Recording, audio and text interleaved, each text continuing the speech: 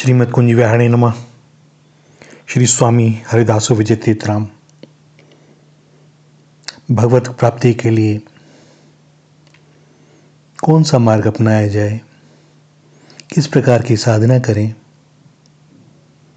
वैदिक तांत्रिक या अन्य कोई कौन सा मार्ग अपनावें, ज्ञान मार्ग, कर्म मार्ग या भक्ति मार्ग। भैया, ये जो भी साधनाएं हैं ये सभी ठीक प्रकार से की जाए तो ये हमें भगवान तक ही लेकर के जाती हैं। कई मार्ग हैं, कोई पगडंडी है, कोई राजमार्ग है, लेकिन ये सब पहुंचते हैं उस एक ही लक्ष्य पर, परम ब्रह्म के पास, जो चलता रहे। शर्त यही है, चलते रहो, किसी भी रास्ते को पकड़ लो, लक्ष्य केवल भगवत प्राप्ति हो तो वे अवश्य मिलेंगे। सभी प्रकार की साधनाओं में अन्य साधनाओं का संसर्ग रहता ही है, किंतु किसी विशेष दृष्टि की प्रधानता के कारण उनका विशेष नाम पड़ जाता है। जैसे पृथ्वी में आकाश आदि अन्य भूत भी रहते ही हैं, तब भी पृथ्वी तत्व की प्रधानता होने के कारण इसे पृथ्वी कहा जाता है। यही बात ज्ञान, भक्ति और कर्म के विषय में भी है। इनमें भी ज्ञान में भक्ति और कर्म, भक्ति में ज्ञान और कर्म तथा कर्म में ज्ञान और भक्ति रहते ही हैं। इसके अतिरिक्त एक बात और कि जिसकी जिस प्रकार की निष्ठा होती है उसे अन्य साधनाएं उसी की अंगभूत और वैसी ही दिखाई पड़ती हैं। कर्म की दृष्टि से देखा जाए तो ज्ञान और भक्ति भी कर्म के सिवा और क्या है। श्रवण, कीर्तन आदि जो भक्ति के 9 प्रकार के भेद हैं वे सब कर्म ही तो हैं। ज्ञान के साधन श्रवण, मनन और निधिध्यासन भी कर्म ही है। श्रवण ऐन्द्रियक कर्म है, मनन मानसिक कर्म है और निधिध्यासन बौद्ध कर्म है। इस प्रकार प्रत्येक साधना में प्रत्येक का समावेश हो जाता है। वस्तुतः लक्ष्य तो सबका एक ही है। उस एक ही लक्ष्य को अपने अपने दृष्टिकोण के अनुसार विभिन्न प्रकार से देखने के कारण यह केवल प्रणालियों का ही भेद है। जिस प्रकार से हम किसी मकान के, घर के भिन्न भिन्न दिशाओं से कैमरे द्वारा फोटो लें तो वह एक ही मकान के फोटो होने पर भी जिसने उस मकान को देखा नहीं है उसे वह भिन्न भिन्न ही जान पड़ेंगे, परंतु जिसने उस मकान को देखा है वह तो जान लेगा कि इन सब में एक ही मकान है। इस फोटो में को पूर्व दिशा से खींचा गया है, इसको पश्चिम से, इसको उत्तर से और इसको दक्षिण से, किंतु है वह एक ही मकान। इसी प्रकार यद्यपि ब्रह्म एक ही तत्व है और वह सर्वथा निर्विभाग हैं, तो भी उनके सत, चित्त, आनंद ये 3 नाम हैं। क्योंकि कर्म मार्गी उन्हें सद्रूप देखता है, ज्ञानी चिद्रूप से देखता है और भक्त उन्हें आनंद के रूप से देखता है। परंतु जिसने भी किसी भी साधन पद्धति का आश्रय लेकर भगवत साक्षात्कार कर लिया है उसे वह सच्चिदानंद ब्रह्म ही जान पड़ते हैं और उसका फिर किसी पद्धति से विरोध नहीं रहता। सब प्रकार की साधनाओं के अधिकारी सभी हो सकते हैं, परंतु किसको किस पद्धति का आश्रय लेने से शीघ्र ही तत्व की प्राप्ति होगी इसका निर्णय तो सद्गुरुदेव ही कर पाते हैं।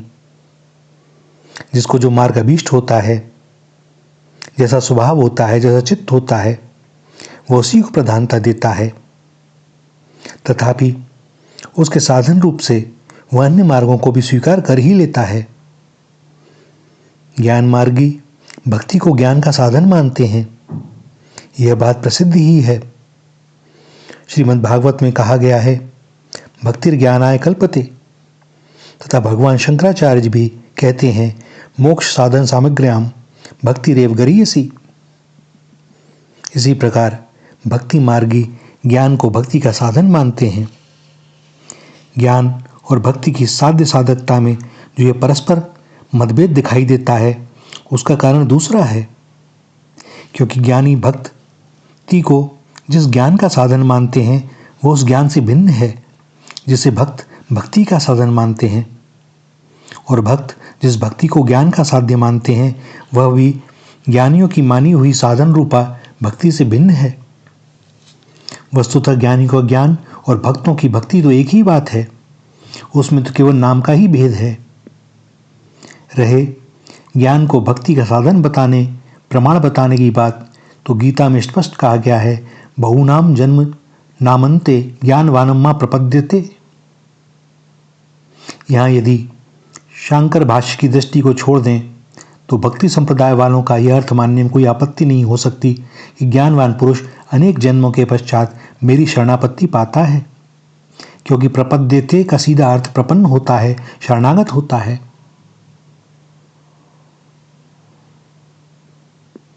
ज्ञानी अज्ञान से बंधन को मानते हैं और भक्त अभक्ति से। सो यह स्पष्ट है कि जो मुक्ति का कारण होगा उसका अभाव ही बंधन का कारण हो सकता है।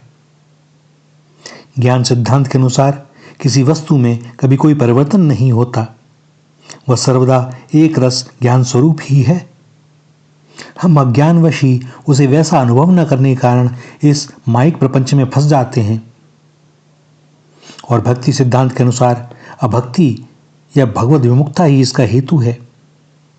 सूर्य तो स्वयं प्रकाश रूप है ही, उसके सामने जो भी रहेगा उसे वह स्वभावतः ही प्रकाश देगा, किंतु जो उसकी ओर पीठ किए हुए हैं उन्हें प्रकाश कैसे मिलेगा? यह सूर्य की सम्मुखता और विमुक्ता हमारे ही तो अधीन है। इसी प्रकार भगवान नित्यानंद स्वरूप हैं और उनके लीला पात्र जीव स्वतंत्र हैं।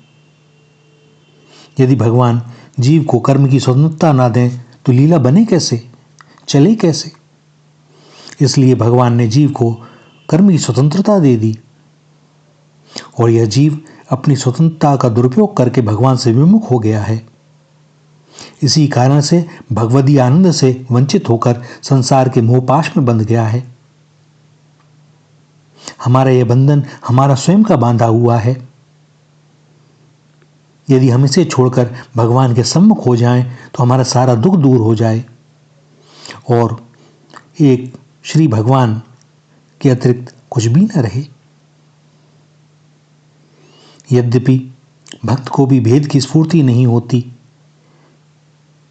इसी से भक्ति सिद्धांत में भी विशिष्टाद्वैत शुद्धाद्वैत आदि भाव भेद से एक ही अद्वैत तत्व को स्वीकार किया जाता है। तो मूल बात वही भैया, रास्ता कोई भी अपना लो, सब जाते वही हैं। लक्ष्य एक हो, भगवत प्राप्ति हो, और हम एक मार्ग को पकड़ लें, उस पर भ्रम ना करें, संशय ना हो, संदेह रहित चलते रहें तो वहीं पहुंचेंगे। क्योंकि वेद मार्ग, सांख्य, योग, पाशुपत मत, वैष्णव मत सभी भगवान की प्राप्ति के ही मार्ग हैं। हमारी रुचि वैचित्र के कारण ही यह श्रेष्ठ है, यह हितकारी है, इस प्रकार इनमें पृथकता का अनुभव होता है। जिस प्रकार समस्त नदी नालों का जल समुद्र में ही जाता है, वैसे ही सीधे टेढ़े सभी साधन मार्गों से यात्रा करने वाले व्यक्तियों के गंतव्य स्थान एकमात्र भगवान ही है और उनकी प्राप्ति होती ही है। सो व्यर्थ के हम प्रपंचों में ना पड़े, हमारी रुचि और स्वभाव के अनुसार, और यदि हमारा भगवत प्राप्ति ही लक्ष्य है तो एक मार्ग को पकड़ लें। वैसे सद्गुरुदेव मिल जाएं, वैसे लोगों का संग मिल जाए जिनका एकमात्र लक्ष्य भगवत प्राप्ति हो, तो निश्चय ही हम उन्हें पालेंगे। श्री राधा श्री राधा, श्री राधा।